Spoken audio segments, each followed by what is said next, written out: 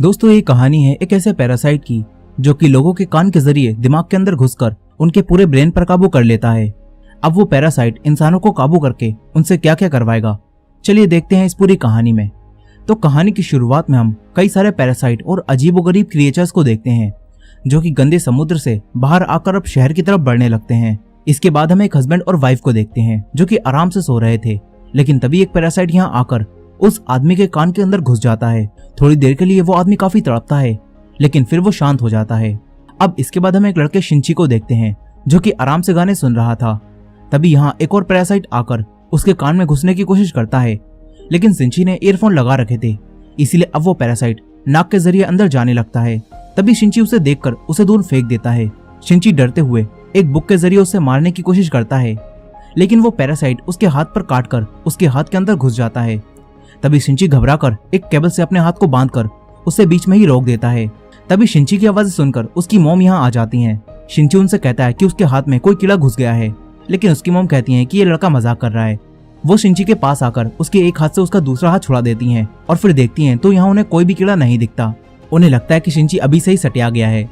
शिंची भी चौंक जाता है कि आखिर वो कीड़ा कहाँ गायब हो गया। अब तभी उसकी मॉम वही गाना सुनती हैं जो शिंची सुन रहा था। फिर उसकी मॉम शिंची से कहती है कि इस तरह के गाने मत सुना कर, तभी तेरे को ऐसे वहम होने लगे हैं। अब ये कहकर उसकी मॉम यहाँ से चली जाती हैं। शिंची सोचता है कि वो कीड़ा आखिर कहाँ गायब हो गया। अब अगली सुबह शिंची जब ब्रेकफास्ट कर रहा होता है तो उसे अपने राइट हैंड यानी कि जिस हाथ में वो पैरासाइट घुसा था उस हाथ में अजीब सा महसूस होने लगता है। फिर हम उसी आदमी को देखते हैं जिसके अंदर पैरासाइट घुस गया था। वो आदमी अब अजीब सा बिहेव कर रहा होता है और अब वो अपनी वाइफ के पास जाता है। अचानक से उसका मुंह एक बड़े से क्रिएचर के मुंह में बदल जाता है जिसके अंदर कई सारी आंखें थीं। उसकी वाइफ कुछ भी समझ पाती इससे पहले ही वो आदमी अपनी वाइफ को खा जाता है, यानी कि उस पैरासाइट ने इस आदमी के ब्रेन को पूरी तरह से अपने काबू में करके इसे एक क्रिएचर बना दिया है। अब हम फिर से शिंची को देखते हैं जो कि अपनी दोस्त सातोमी के साथ स्कूल जा रहा था, लेकिन आज शिंची का बिहेवियर थोड़ा बदला हुआ था और उसके राइट हैंड पर उसका कोई भी काबू नहीं था। वो सातोमी को गलत जगह छू देता है और सातोमी उससे गुस्सा होकर चली जाती है। फिर क्लास में पढ़ते हुए उसकी रेजर नीचे गिर जाती है और जब शिंची उसे उठाने के लिए हाथ आगे बढ़ाता है तो तभी उसका हाथ बड़ा होकर रेजर उठा लेता है। इसके बाद बास्केटबॉल खेलते हुए शिंची बॉल को काफी दूर से उसी हाथ से रिंग में डाल देता है। शिंची कंफ्यूज हो जाता है कि उसके हाथ के साथ ये सब क्या हो रहा है, इसीलिए वो वापस घर आकर इंटरनेट पर इस बारे में सर्च करता है। तभी उसके हाथ से एक आंख बाहर आती है। शिंची उसे देखकर चौंक जाता है, लेकिन वो आंख वापस अंदर चली जाती है। शिंची अब अपना हाथ काटकर आंख निकाल कर देखने वाला था, लेकिन तभी उसका हाथ एक बड़े से सांप में बदल जाता है और उसे ही डरा देता है। फिर उसका हाथ एक छोटे क्रिएचर में बदल जाता है। शिंची उसे देखकर काफी डरा हुआ था। तभी वो क्रिएचर कहता है कि मैं फेल हो गया। शिंची कहता है कि ये मेरे हाथ को क्या हो गया। तभी वो क्रिएचर भी कहता है कि ये मेरे हाथ को क्या हो गया। अब वो क्रिएचर शिंची की बातों को दोहराने लगता है। फिर वो शिंची को बताता है कि मैंने तुम्हारा हाथ खा लिया है। वो क्रिएचर शिंची से कहता है कि मुझे बात करना सिखाओ। वहीं दूसरी तरफ हम उसी आदमी को देखते हैं जिसकी बॉडी पर उस पैरासाइट ने कब्जा कर लिया था और वो पैरासाइट भी अब टीवी के जरिए इंसानों की भाषा सीख रहा था। और तो और उसने इस आदमी की वाइफ को खा लिया होता है। अब अगले दिन सुबह शिंची जब सोकर उठता है तो वो देखता है कि वही क्रिएचर जो कि उसके हाथ से जुड़ा हुआ है वो उसका लैपटॉप और बुक से इंसानों से जुड़ी इन्फॉर्मेशन पढ़ रहा है। शिंची उससे कहता है कि मैं हॉस्पिटल जाकर तुझे कटवा दूंगा, कि मैं तेरे हाथ की सेल से जुड़ा हुआ हूँ, इसलिए तुम्हें अपना पूरा हाथ कटवाना पड़ेगा, जो कि शिंची कभी भी नहीं करवा पाएगा। अब वो पैरासाइट शिंची को बताता है कि वो उसकी पूरी बॉडी पर कब्जा करने की कोशिश कर रहा था, लेकिन क्योंकि शिंची ने उसे हाथ में ही रोक दिया तो इसके बाद वो शिंची के हाथ पर ही कब्जा कर पाया और अब वो दोनों एक दूसरे से जुड़ चुके हैं। ये क्रिएचर कहता है कि तुम मेरे होस्ट हो और मैं अपने होस्ट के बगैर कुछ भी नहीं कर सकता। फिर वो क्रिएचर कहता है कि तुम मुझे मिगी बुलाओ। मिगी शिंची के जरिए स्कूल में कई सारी बुक्स पढ़ता है और इंसानों के बारे में और भी ज्यादा जानता है। वो स्टूडेंट्स को फाइटिंग प्रैक्टिस करते हुए भी देखता है और मिगी सिर्फ उन्हें देखकर ही फाइटिंग स्किल सीख लेता है। अब इसके बाद हम पेंटिंग क्लास में शिंची को देखते हैं जो कि अपनी पेंटिंग पर काम कर रहा था। तभी सातोमी यहाँ आती है और उससे कहती है कि अगर तूने फिर से वो सब किया ना तो मैं तेरी जान ले लूंगी। इसके बाद सातोमी शिंची की पेंटिंग देखती है और फिर यहाँ से चली जाती है। अब स्कूल के बाद शिंची रात में जब बात ले रहा होता है तो तभी मिगी कहता है कि मुझे तुम्हारी बॉडी को इन्वेस्टिगेट करना है। मिगी शिंची की पूरी बॉडी को देखने लगता है। यहाँ मिगी और शिंची में अच्छी दोस्ती हो गई होती है और मिगी शिंची को कोई भी नुकसान नहीं पहुंचाता, लेकिन इसी शहर में कई सारे पैरासाइट ने और लोगों की बॉडी पर भी कब्जा कर लिया होता है और वो पैरासाइट लोगों को मारकर खा रहे थे। ये खबरें पूरे शहर में फैल जाती हैं, लेकिन किसी भी आम इंसान को ये पता नहीं होता कि लोगों को कौन मार रहा है। अब एक दिन शिंची बस से कहीं जा रहा था तभी मिगी सिंची से कहता है कि मुझे यहाँ पर किसी अपने जैसे पैरासाइट होने का एहसास हो रहा है। मिगी सिंची को यहीं उतरवा कर उसे एक शॉप में ले जाता है जहाँ इन्हें एक आदमी दिखता है। उसके शरीर पर भी एक पैरासाइट ने कब्जा कर लिया था और वो आदमी एक नॉर्मल आदमी को मारकर खा रहा था। उस आदमी को भी एहसास हो जाता है कि शिंची के शरीर में एक पैरासाइट है, इसीलिए वो आदमी शिंची को इंसानों का मीट खाने के लिए देता है। लेकिन फिर उसे पता चलता है कि शिंची का ब्रेन अब भी उसके काबू में है और पैरासाइट उसके हाथ से जुड़ा हुआ है। अब तभी मिगी को कुछ एहसास होता है। मिगी शिंची से कहता है कि अब ये तुम्हें मार देगा, यहाँ से भागो। शिंची बाहर निकलने की कोशिश करता है लेकिन उससे दरवाजा नहीं खुलता। तभी वो आदमी शिंची के पास आता है और अपना एक हाथ काट कर मिगी से कहता है कि तुम शिंची के हाथ को छोड़कर मेरे हाथ पर आ जाओ। लेकिन मिगी और शिंची में अच्छी दोस्ती हो गई थी, इसीलिए मिगी उसके हाथ पर जाने से मना कर देता है। फिर मिगी शिंची की जान बचाने के लिए इस पैरासाइट से फाइट करता है और क्योंकि मिगी ने शिंची के स्कूल में स्टूडेंट को फाइट करते हुए देखा था, इसलिए शिंची उन्हीं मूव्स का इस्तेमाल करके इस पैरासाइट के ब्रेन और बॉडी को अलग कर देता है, जिससे वो पैरासाइट वहीं मर जाता है। अब तभी यहाँ कोई आने लगता है। शिंची पीछे के दरवाजे से जहाँ से वो आया था वहीं से भाग जाता है। शिंची अपनी मॉम को इस बारे में कुछ भी नहीं बता पाता। यहीं अब इस शहर में काफी लोग गायब हो रहे थे और उनकी लाशें मिल रही थीं। शिंची के अलावा कोई भी नहीं जानता था कि उन्हें पैरासाइट मारकर खा रहे हैं। शिंची मिगी से कहता है कि तुम अपने पैरासाइट दोस्तों से कहो कि वो लोगों को मारकर ना खाएं।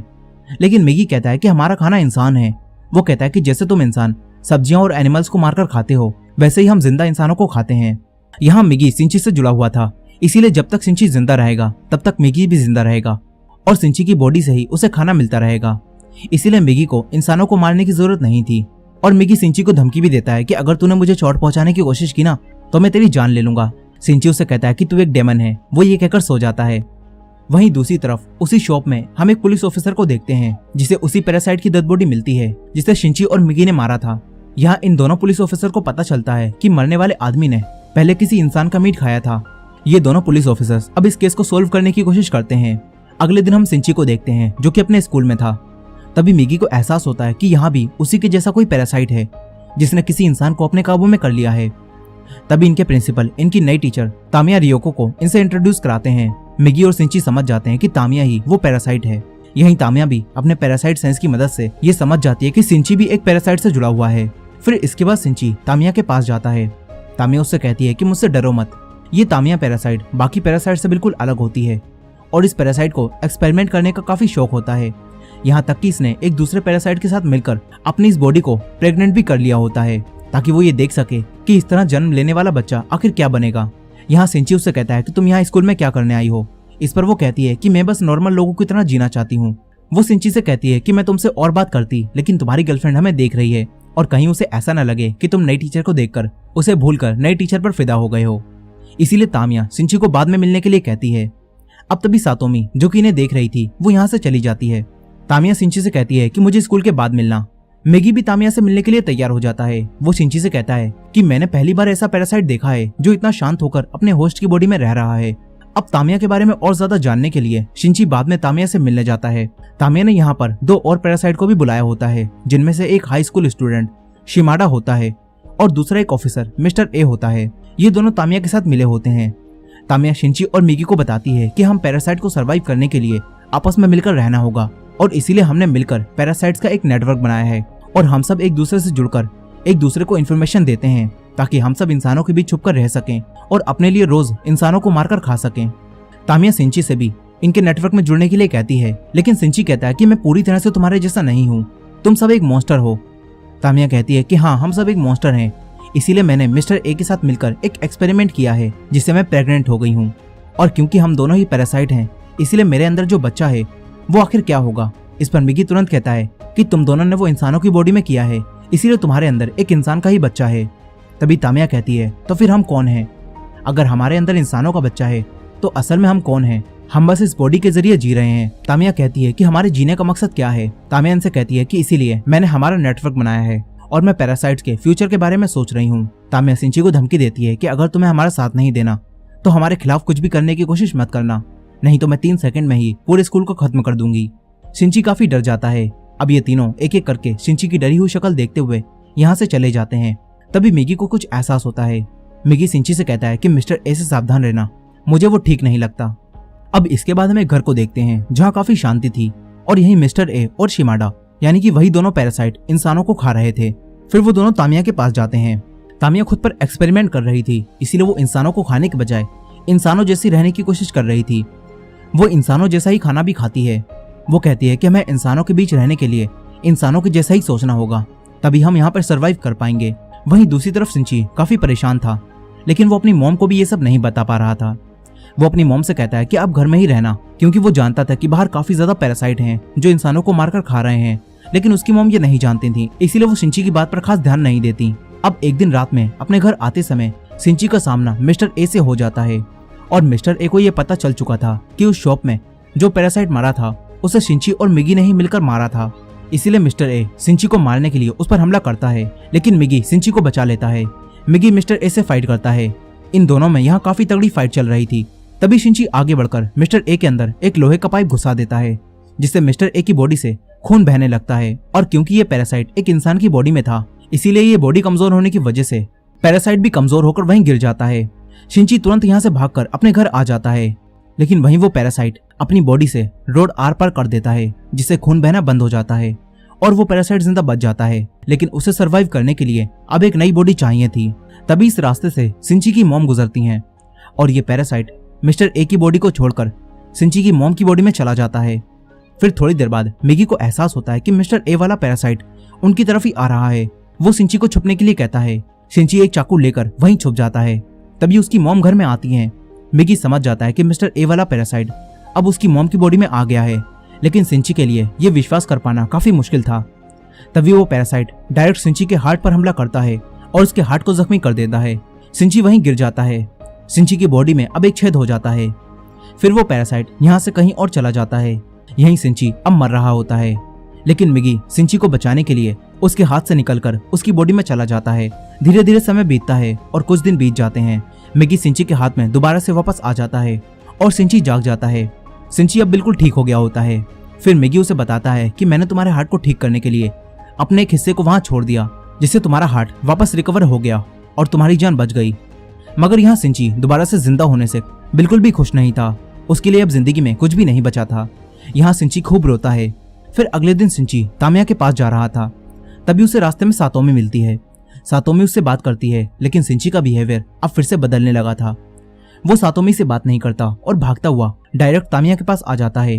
वो तामिया से कहता है कि मिस्टर ए कहाँ है, लेकिन तामिया कहती है कि उसे तो तुमने मार दिया। यहाँ तामिया सब कुछ जानती थी, लेकिन फिर भी वो बनकर दिखा रही थी। मिगी तामिया को बताता है कि मिस्टर ए ने उस पुलिस ऑफिसर की बॉडी को छोड़कर सिंची की मॉम की बॉडी को ले लिया है। सिंची कहता है कि मिस्टर ए तुमसे जुड़ा हुआ था, इसीलिए तुम्हें जरूर पता होगा कि वो कहाँ है। लेकिन तामिया साफ साफ सिंची को मिस्टर ए का पता बताने से मना कर देती है। सिंची उसे डराने के लिए एक चाकू निकालता है, लेकिन तामिया इन दोनों को ही डराकर यहाँ से जाने लगती है। तभी सिंची उसकी तरफ चाकू फेंकता है, मगर वो चाकू पकड़कर वापस सिंची की तरफ ही फेंक देती है। वो जानबूझकर सिंची को नहीं मारती। फिर वो यहाँ से चली जाती है। वहीं उन ऑफिसर्स को मिस्टर ए यानी कि उसी पुलिस ऑफिसर की बॉडी मिलती है। यहाँ इन्हें जांच से पता चल जाता है कि इस पुलिस ऑफिसर और उस शॉप के मालिक दोनों को मारने वाला कोई एक ही इंसान है। लेकिन ये लोग एक बात से परेशान थे, क्योंकि इस पुलिस ऑफिसर ने भी मरने से पहले कुछ इंसानों को खाया था और जांच में इन लोगों को ये बात पता चल गई थी। ये लोग सोचते हैं कि इन्होंने जो अफवाहें सुनी है कहीं वो सच तो नहीं। दरअसल इस शहर में ये बात फैल चुकी थी कि पैरासाइट इंसानों की बॉडी में इनके बीच छुपकर रह रहे हैं, लेकिन इन लोगों को लगता है कि ये सब बस अफवाह है। वहीं दूसरी तरफ सिंची हर जगह अपनी मॉम को ढूंढ रहा था। तभी एक दिन वो एक ऐसी जगह पर पहुंच जाता है जहाँ कुछ नेता लोगों के बीच वोट मांगने आए हुए थे। अब तभी मिगी और सिंची को एहसास होता है कि जो नेता लोगों से वोट मांग रहा है वो भी पैरासाइट है, और उसके अलावा भी यहाँ पर कई सारे पैरासाइट मौजूद हैं। मिगी ये सब देखकर चौंक जाता है। वो सिंची से कहता है कि पैरासाइट ने इतनी तरक्की कर ली है कि अब वो पॉलिटिक्स में भी घुस चुके हैं। मिगी काफी खुश होता है। वो सोचता है कि एक दिन पैरासाइट इस पूरी दुनिया पर कब्जा कर लेंगे। अब तभी इनके घर में वही दोनों पुलिस ऑफिसर्स आ जाते हैं। उन्हें सिंची पर शक होता है, इसलिए वो सिंची से थोड़ी बहुत पूछताछ करते हैं, लेकिन सिंची काफी चालाकी से इनसे झूठ बोलता है। फिर वो दोनों यहाँ से चले जाते हैं। अब काफी दिनों बाद सिंची फिर से स्कूल जाता है। यहाँ उसे सातोमी मिलती है। फिर यहाँ वही लड़का शिमाडा आता है। तामिया ने इसका इसी स्कूल में ट्रांसफर करवा दिया होता है ताकि वो सिंची पर नजर रख सके। शिमाडा सातोमी के सामने सिंची से पहली बार मिलने का दिखावा करता है और फिर वो यहाँ से चला जाता है। यहाँ तामिया इन दोनों को देख रही होती है। दरअसल यहाँ शिमाडा और तामिया को ये पता चल रहा था कि जब से मिगी ने अपनी सेल्स की मदद से सिंची की जान बचाई है, तब से सिंची की बॉडी में बदलाव हो रहा है। और वहीं दूसरी तरफ मिगी को भी ये सब पता चल जाता है। वो सिंची को ये सब बताता है। अब इसके बाद मिगी सिंची को ये बताता है कि जब से मैंने तुम्हारी जान बचाई है तब से मुझे भी कुछ प्रॉब्लम्स हो रही हैं। मिगी कहता है कि मुझे ठीक रहने के लिए हर दिन 4 घंटे सोना होगा और जब मैं सो रहा होऊंगा तो मैं किसी भी तरह तुम्हारी मदद नहीं कर सकता। अब ये कहने के बाद मिगी तुरंत सो जाता है। सिंची उसे जगाने की कोशिश करता है लेकिन अब मिगी नहीं जागता। वहीं दूसरी तरफ वो दोनों ऑफिसर्स ये पता लगा रहे थे कि पैरासाइट्स को कैसे पहचाने। उन्हें ये पता चलता है कि अगर किसी इंसान की बॉडी में पैरासाइट रह रहा है तो उस इंसान का बाल तोड़ने पर वो बाल कर्ली हो जाएगा। अब ये जानकर सीनियर पुलिस ऑफिसर अपने जूनियर पुलिस ऑफिसर का बाल तोड़ता है लेकिन वो कर्ली नहीं होता, जिससे वो समझ जाता है कि ये कोई पैरासाइट नहीं है। अब वहीं तामिया भी अपने नेटवर्क की मदद से ये जान जाती है कि इंसानों को हमें पहचानने का एक तरीका पता चल चुका है। यहाँ हम देखते हैं कि वही पॉलिटिशियन भी तामिया के साथ मिला हुआ है। अब इसके बाद हम फिर से शिंची को देखते हैं जो सातोमी से मिलता है। सातोमी उसके लिए आज डिनर बनाने के लिए कहती है क्योंकि शिंची अब अकेला था। शिंची मान जाता है। फिर वो दोनों डिनर के लिए शॉपिंग करने चले जाते हैं। तभी रास्ते में इन्हें एक पपी मिलता है जो कि बीच रोड पर पड़ा था। शिंची उसे उठाकर लाता है लेकिन वो मर चुका था, इसलिए शिंची उसे डस्टबिन में डाल देता है। सातोमी ये देखकर उससे कहती है कि तुम ये क्या कर रहे हो। शिंची कहता है कि अब ये सिर्फ हड्डियां और शरीर है, इसके अलावा इसमें कुछ भी नहीं बचा। दरअसल अब शिंची के अंदर बदलाव हो रहा था और वो भी पैरासाइट की तरह सोचने लगा था और शिंची की ये सोच देखकर सातोमी उसे छोड़कर चली जाती है। लेकिन शिंची को इससे कोई भी फर्क नहीं पड़ता। वहीं स्कूल का प्रिंसिपल जब तामिया को प्रेग्नेंट देखता है तो चौंक जाता है क्योंकि तामिया अभी अनमैरिड थी और अब प्रिंसिपल उसे कैरेक्टरलेस समझकर उसे जॉब से निकालने वाला था। वो लोग तामिया के मॉम डैड को भी ये सब बता देते हैं। फिर तामिया अपने मॉम डैड के पास जाती है लेकिन ये तामिया तो वैसे भी पैरासाइट थी, इसलिए वो इन दोनों को मार देती है। इसके बाद वो शिमाडा को कॉल करके कहती है कि तुम्हारे खाने का इंतजाम हो गया है, यहाँ आकर दोनों बॉडीज ले जाओ। अब अगले दिन तामिया स्कूल से जाने के लिए स्कूल से अपना सामान पैक करने लगती है। शिंची उसके पास आता है और उससे बातें करने लगता है। वहीं सातोमी अपनी पेंटिंग क्लास में जाती है जहाँ कई सारी लड़कियां मिलकर शिमाडा की पेंटिंग बना रही थीं। तभी एक लड़की मजाक मजाक में उसका एक बाल तोड़ देती है और वो बाल कर्ली हो जाता है। इसे देखकर सारी लड़कियां समझ जाती हैं कि शिमाडा एक पैरासाइट है। शिमाडा भी जान जाता है कि उसका राज खुल चुका है, इसीलिए वो इन लड़कियों पर हमला करता है। उसका मॉन्स्टर जैसा मुंह देखकर सारी लड़कियां डरकर चीखती हैं। उनकी चीखों की आवाज सुनकर शिंची उन्हें बचाने आने लगता है। तामिया भी समझ जाती है कि शिमाडा अपने मॉन्स्टर के रूप में सबके सामने आ गया है, इसलिए अब तामिया यहाँ कुछ केमिकल लोचा करने लगती है। वहीं सातोमी थोड़ी हिम्मत दिखाकर शिमाडा के सेंटर में एक केमिकल फेंकती है जिससे वो जलने लगता है, मगर इससे वो बेकाबू हो जाता है और इधर उधर हमला करने लगता है। सारी लड़कियां बचकर निकलने की कोशिश करती हैं। तभी सातोमी की एक दोस्त यहाँ मारी जाती है। शिंची जब तक यहाँ पहुँचता है तो कई सारी लड़कियां मर चुकी थीं। शिंची काफी घबरा जाता है। मिगी उसे शांत कराता है और इन हालातों में हिम्मत दिखाने के लिए कहता है। शिंची दोबारा उठकर सातोमी को बचाने जाता है। सातोमी शिमाडा से बचकर भाग रही थी। शिमाडा बिल्कुल एक जापानीज डेमोगोर्गन लग रहा था। शिंची आकर इस जापानीज डेमोगोर्गन को एक धक्का देता है और उससे फाइट करने लगता है। तभी यहाँ तामिया भी आ जाती है और वो शिमाडा को शांत होने के लिए कहती है। शिमाडा शांत हो जाता है लेकिन फिर तामिया यहाँ एक बॉम्ब फेंक कर चली जाती है। शिंची उसे देखकर सातोमी को लेकर नीचे कूद जाता है और फिर यहाँ एक धमाका होता है। इन्हें लगता है कि शिमाडा टपक लिया लेकिन वो जिंदा था। अब यहाँ पुलिस और एम्बुलेंस भी आ जाती है। सातोमी जख्मी हो गई थी इसलिए उसे हॉस्पिटल ले जाया जाता है। वहीं पुलिस ऑफिसर्स ऊपर आ जाते हैं। तभी शिमाडा आकर इन पर हमला करता है और इन्हें मार देता है। शिमाडा स्कूल की छत पर जाने लगता है। मिगी शिंची को ये बताता है और शिंची एक दूसरी बिल्डिंग पर जाकर एक लोहे की रोड लेकर मिगी को एक धनुष बनाता है और फिर इस लोहे की रोड को एक तीर की तरह शिमाडा के अंदर घुसा देता है। इससे शिमाडा वहीं मर जाता है। इसके बाद शिंची यहाँ से जाने लगता है। तभी यहाँ तामिया भी आ जाती है और वो उसे कहती है कि मैं अब थोड़े समय के लिए गायब हो जाऊंगी। तामिया शिंची को मिस्टर ए यानी कि उसकी मॉम का एड्रेस देती है। शिंची उस एड्रेस को ले लेता है। अब कुछ समय बाद यहाँ वही दोनों ऑफिसर आते हैं और जब वो दोनों ये पता लगा रहे होते हैं कि शिमाडा कैसे मरा तो उन्हें पता चल जाता है कि उस पर किसी ने दूसरी बिल्डिंग से हमला किया था, लेकिन इन्हें शिंची के बारे में भी कुछ भी पता नहीं होता। वहीं शिंची तामिया के दिए हुए एड्रेस पर पहुंच जाता है। यहाँ उसे उसकी मॉम मिलती हैं। शिंची उनका पीछा करते हुए एक ब्रिज के नीचे आ जाता है। तभी यहाँ मिगी को नींद आने लगती है। वो शिंची को ये बताता है और इस वक्त मिगी शिंची को बचाने के लिए एक हथियार बन जाता है। इसके बाद मिगी सो जाता है। अब तभी शिंची उसी हथियार की मदद से मिस्टर ए यानी कि अपनी ही मॉम से फाइट करता है। यहाँ शिंची अब काफी अच्छी फाइटिंग कर रहा होता है। वो मिस्टर ए को मारने वाला था। तभी उसे उसकी मॉम की आवाज आती है और उसकी मॉम की थोड़ी बहुत कॉन्शियसनेस अब भी जिंदा होती है। अब तभी मिस्टर ए शिंची पर हमला करता है, लेकिन उसकी मॉम की कॉन्शियसनेस की मदद से उसकी मॉम अपने हाथ से शिंची को बचा लेती हैं। मगर फिर शिंची को ना चाहते हुए भी मिस्टर ए को खत्म करने के लिए अपनी ही मॉम को जान से मारना पड़ता है। अब थोड़ी देर बाद मिगी जब जाग जाता है तो शिंची मिगी को ये सब बताता है। अब इसके बाद हम उसी पैरासाइट पॉलिटिशियन को देखते हैं और उसकी पार्टी ने अब इलेक्शन जीत लिया होता है, इससे वो पैरासाइट अब एक ऊंची पोस्ट पर बैठ जाता है। लेकिन इसी दौरान उन्हीं दोनों पुलिस ऑफिसर्स को हेडक्वार्टर बुलाया जाता है और एक दूसरी टीम का चीफ इनसे पैरासाइट के बारे में सारी इन्फॉर्मेशन ले लेता है, क्योंकि अब इंसानों को ये पता चल चुका है कि पैरासाइट्स इनके बीच छुपकर रह रहे हैं और इसीलिए इंसानों को बचाने के लिए ये लोग एक ऑपरेशन चलाने वाले हैं जिसका नाम है ह्यूमन लाइफ प्रोडक्शन। अब इसके बाद हम उसी पॉलिटिशियन को देखते हैं जो कि तामिया के पास जाता है और इन दोनों के साथ अब एक काफी खतरनाक पैरासाइट भी होता है जिसका नाम गोटू होता है। और अब वो तामिया को बताता है कि वो सारी मैनकाइंड को खत्म कर देगा, लेकिन अब तामिया को अपने आने वाले बच्चे की चिंता होने लगती है। वहीं दूसरी तरफ सिंची हॉस्पिटल में सातोमी से मिलने जाता है और डिसाइड करता है कि वो अब सारे पैरासाइट को ढूंढकर उन्हें जान से मार देगा। इसी दौरान हम देखते हैं कि कोई सिंची पर नजर रख रहा है। वो सिंची और मैगी की एक साथ फोटो लेता है और इसी एंडिंग के साथ ये कहानी यहीं खत्म हो जाती है। दोस्तों, ये कहानी अभी अधूरी है, लेकिन अगर आपको इसका सेकंड पार्ट भी देखना है तो इस वीडियो को लाइक करके कमेंट में नेक्स्ट पार्ट जरूर लिखिएगा। और ये वीडियो पसंद आई हो तो वीडियो को लाइक करके हमारे चैनल वॉच मिस्ट्रीज हिंदी को सब्सक्राइब कर लीजिए। मिलते हैं नेक्स्ट वीडियो में।